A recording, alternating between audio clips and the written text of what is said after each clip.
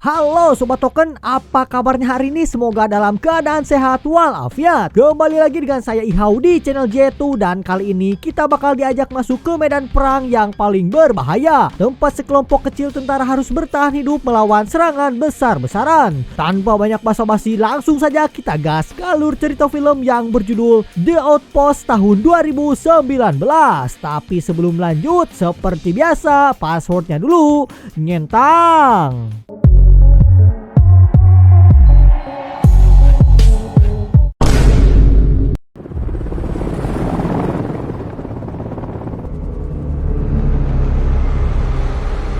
Kisah akan dibuka dengan kedatangan Sersan Romesha bersama pasukan muda Amerika yang ditugaskan ke pos Kamdes, markas terpencil di Afghanistan Utara. Di bawah pimpinan Kapten Keating, ini orangnya. Mereka langsung ditempatkan di wilayah rawan konflik.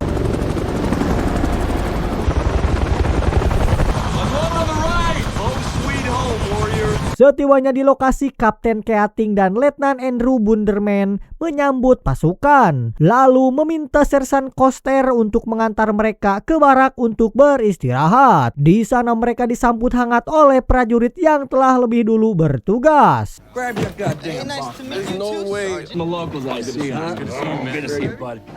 Yeah, fuck you too. Come here, man. Give me a fucking hug.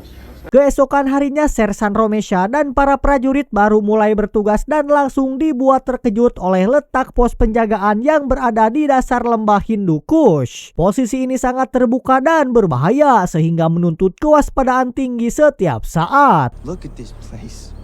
Yeah, Taliban have a nice fucking view of us, don't they? Tak heran para prajurit senior bahkan memberi julukan pos Kamdes sebagai Camp Caster karena reputasinya yang jarang ditinggalkan tanpa kehilangan. Waduh, serem ya? Ya, julukan itu bukan tanpa alasan karena pos tersebut memang sangat rawan karena dapat diserang kelompok bersenjata dari segala arah. Speaking of a black comedy. Di suatu hari ketika para prajurit tengah berbincang santai, salah satu anggota yang bernama Skusa melihat anjing markas hampir disakiti oleh tentara lokal karena dianggap membawa kesialan. Ia pun segera menghentikannya sebab bagi Skusa kehadiran anjing itu menjadi penghibur di tengah tugas yang penuh tekanan. Tetapi tiba-tiba,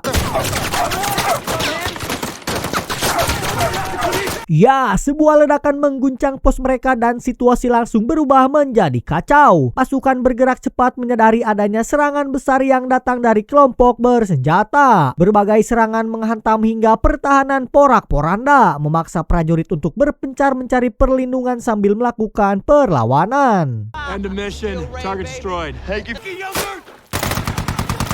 Di tengah situasi yang sangat genting, Mace melaporkan kehabisan amunisi. Carter segera datang membawa peluru, namun jenisnya tidak sesuai sehingga sempat terjadi adu argumen singkat. Carter pun kembali berlari untuk mengambil amunisi yang tepat. Sementara itu, Romesha terus berupaya menghubungi markas pusat untuk meminta bantuan. Akan tetapi, usai serangan barusan, suasana di pos makin tegang hingga memicu cekcok antar prajurit. Gallegos pun meluapkan amarahnya karena tembakan Younger dinilai terlalu dekat dengan posisinya. Sebagai prajurit baru, Younger hanya bisa diam menerima tekanan tersebut. Gallegos.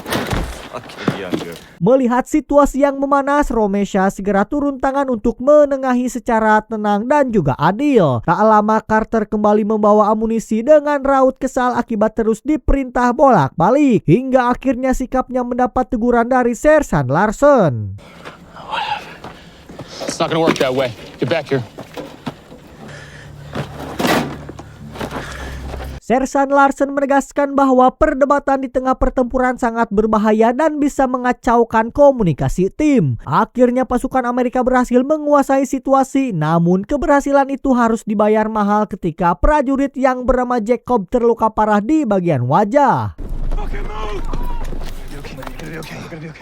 Kapten Cordova yang juga berprofesi sebagai dokter segera memberikan pertolongan. Peristiwa ini membuka mata Sersan Romesha bahwa tugas di pos penjagaan tersebut jauh lebih beresiko dari yang mereka bayangkan. I told you this place is a shithole. Yeah. Oh, it's ours now. Di barak mortir, para prajurit menerima kabar bahwa Jacob telah pulih dan siap kembali bertugas. Sementara itu, Kapten Keating mengingatkan pasukannya untuk menjaga sikap terhadap warga setempat demi meredam dukungan pada kelompok bersenjata. With your shield or on it. On our shield, sir. Let's go. Beberapa hari kemudian, Keating mengadakan pertemuan dengan para tokoh desa di gedung syura untuk mengajak mereka bekerja sama. Meski ada indikasi keterlibatan pemuda lokal dalam insiden sebelumnya, Keating tetap bersikap tenang dan juga tegas. Our job is to separate.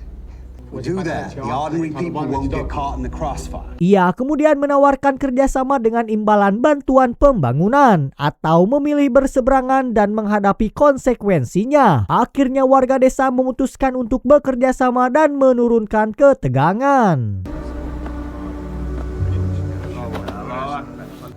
Nah. Singkat cerita, Kapten Keating mendapatkan perintah untuk memindahkan truk LMTV ke Narai. Meski jalurnya sempit dan terjal sehingga dinilai beresiko, Keating tetap melanjutkan tugas tersebut. Tak sendiri, ia dikawal oleh Romesha, Carter, dan sejumlah prajurit lainnya.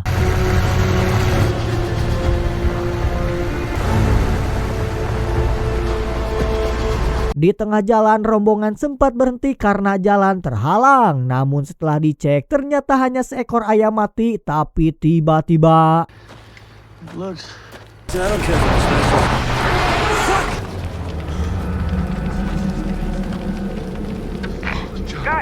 Setelah Kapten Keating gugur, kepemimpinan pos diambil oleh Kapten Yileskas. Sersan Romesha kemudian mengajak pimpinan baru tersebut untuk meninjau kondisi pos penjagaan, sekaligus untuk memperkenalkan Lakis, penasihat asal Latvia yang bertugas untuk melatih tentara nasional Afghanistan. Dalam peninjauan itu, Romesha juga menunjukkan lokasi masjid di sekitar pos. Kunjungan berlangsung dalam suasana santai sambil berdiskusi ringan, akan tetapi...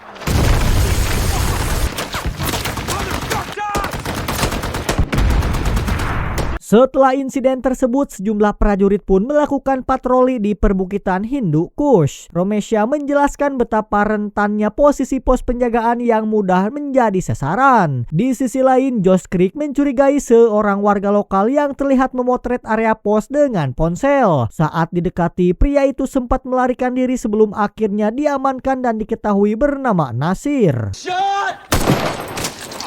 Jesus Christ. What's this? Dalam pemeriksaan, Nasir mengaku diminta oleh para tetua desa untuk memetakan pangkalan yang rencananya akan diserahkan kepada kelompok bersenjata. Menanggapi hal itu, Kapten Yileskas mengadakan pertemuan dengan para tetua desa untuk mencari dalang sebenarnya. Karena tidak mendapatkan kejelasan, ia menunda bantuan pembangunan yang sebelumnya dijanjikan. Dengan syarat dana akan dicairkan jika para tetua mau bekerja sama mengungkap pelaku utama.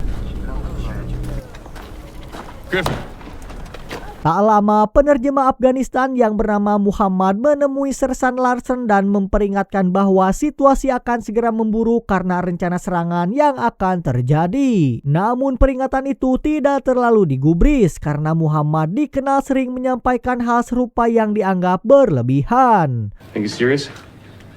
I think he'll be serious when he's the one that's running and hiding. Pagi harinya pasukan kembali menjalankan misi dan harus melintasi sebuah jembatan panjang. Dua prajurit pertama berhasil mencapai ujung dengan aman, namun ketika giliran Younger dan sang kapten melintas, tiba-tiba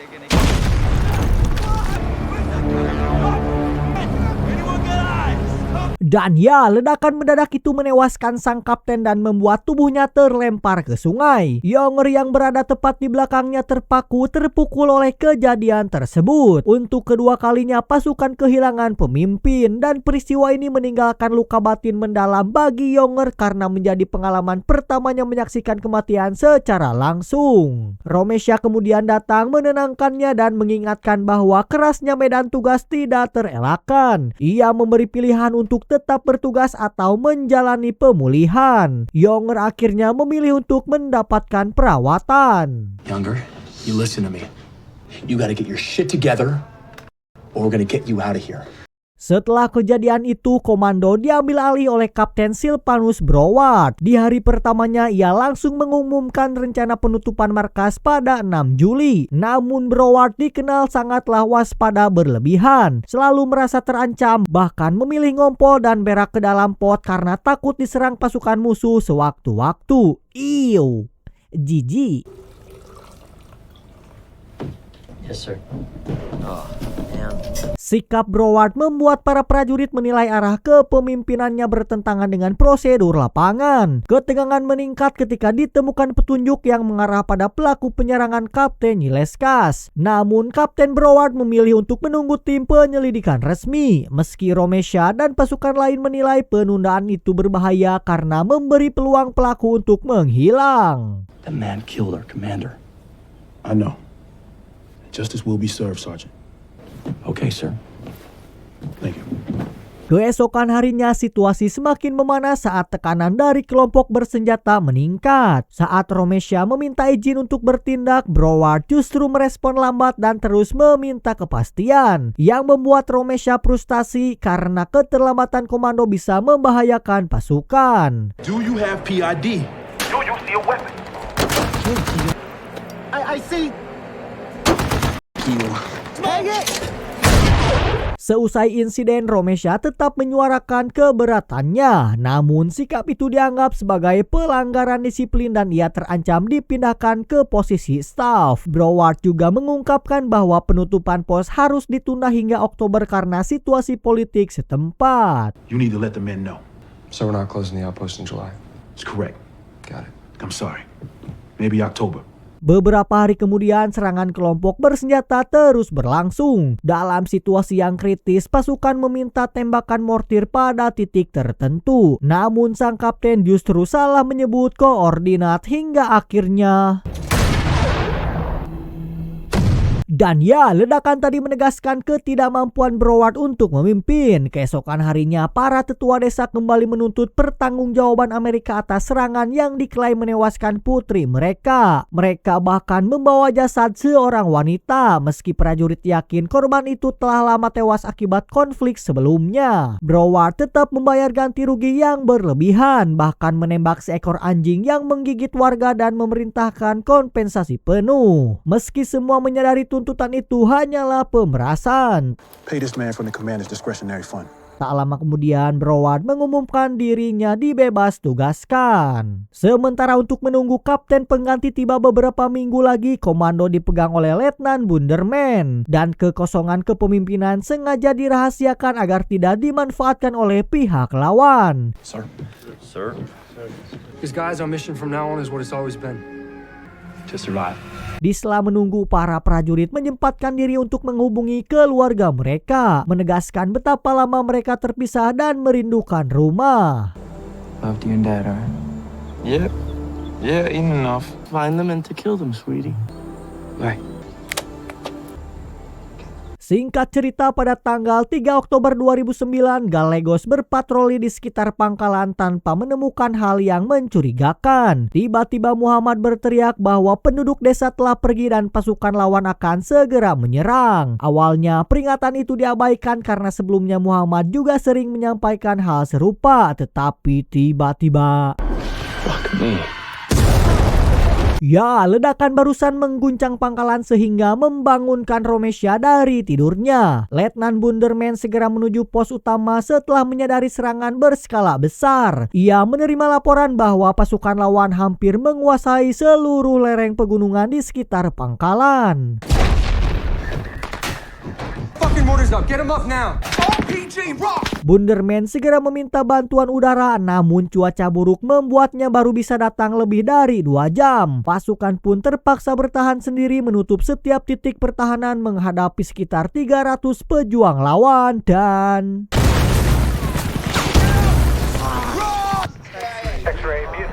Dan ya, hujan mortir pun terus menggempur sementara amunisi pasukan menipis akibat pertempuran yang tanpa henti. Banyak prajurit terluka parah bahkan gugur. Seorang tentara lokal sempat muncul meminta bantuan udara, namun Letnan Bunderman menegaskan situasi sudah sangat genting karena bantuan masih lama tiba.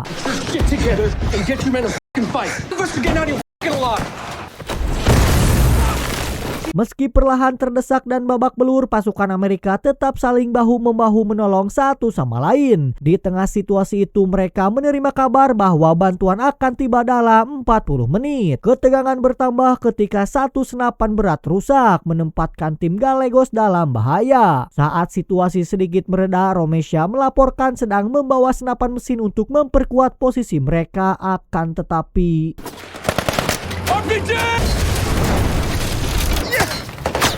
dalam kondisi yang terdesak, Gallegos meminta pasukannya untuk mundur karena kelompok lawan mengepung dari semua arah. Namun Romesha dan timnya menolak meninggalkannya. Meski nyawa taruhannya, mereka terus maju dan berlindung sementara di sebuah pondok. Di tengah aksi yang sedang berlangsung, Romesha terus bergerak untuk membalas setiap tembakan dengan bidikan yang tepat sehingga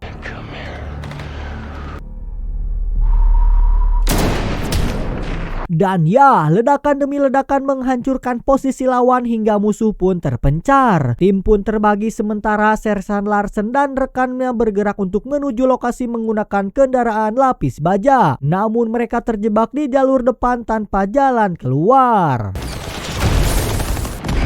I'm sorry. Sebelum solusi ditemukan, pasukan lawan berhasil menembus pagar dan nyaris merebut pos terdepan. Situasi genting memaksa mereka untuk mundur cepat, namun nahas dua prajurit gugur secara tragis.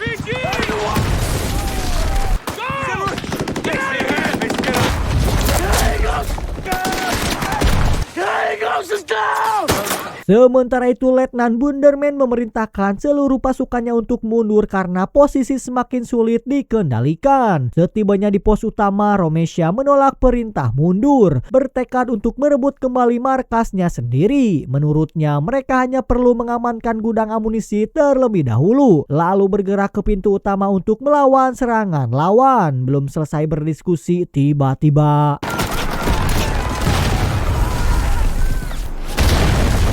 dan ya, akibat dari ledakan barusan membuat sambungan listrik menjadi terputus. Sementara itu, Gallegos dan 4 rekannya terjebak tanpa bisa berkomunikasi dengan pos utama karena radionya rusak. Carter menyarankan untuk menerobos ke posisi yang lebih aman, namun rencana itu sulit dilakukan karena tembakan yang terus datang.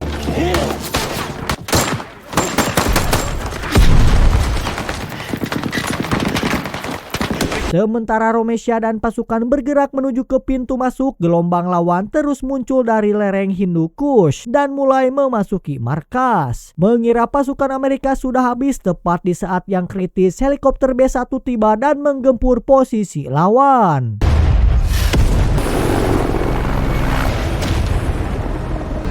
Thank you for your service, man. Carter yang mendapati Mace dalam kondisi kritis, ia pun bersikeras keluar untuk menyelamatkan Mace meski serangan belum mereda, untuk memberikan pertolongan pertama dan mengevakuasinya ke pos darurat. There's no birds getting in his. It's time to get radical. Doing the Lord's fucking work. Break. Tepat pukul 6 sore, pasukan reaksi cepat di bawah Kapten Stoney Portis tiba. Dari atas bukit terlihat pos Kamdes hancur lebur dan lawan berhasil dipukul mundur. Letnan Bunderman melaporkan 27 tentara Amerika terluka, 8 gugur serta belasan tentara Afghanistan luka parah. I'm sorry, sir. I know now's not the time. You did a hell of a job here. What do you want to salvage, sir?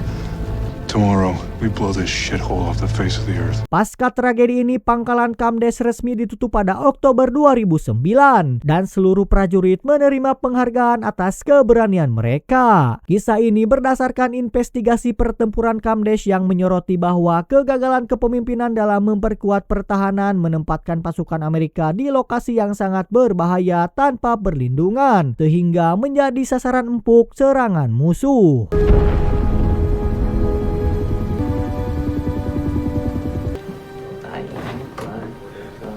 Hello? Hun, is that you? I'm breathing. I'm breathing. Tamat. ending yang sangat menegangkan. Pesan yang bisa kita ambil dari film ini adalah keberanian bukan berarti tidak takut, tapi tetap maju meski situasinya tampak mustahil. Bersama tekad dan solidaritas bisa menaklukkan badai terberat. Saya Ihau mewakili jajaran direksi Jet2 Movie yang bertugas mohon pamit undur diri dan sampai jumpa di alur cerita selanjutnya. Goodbye.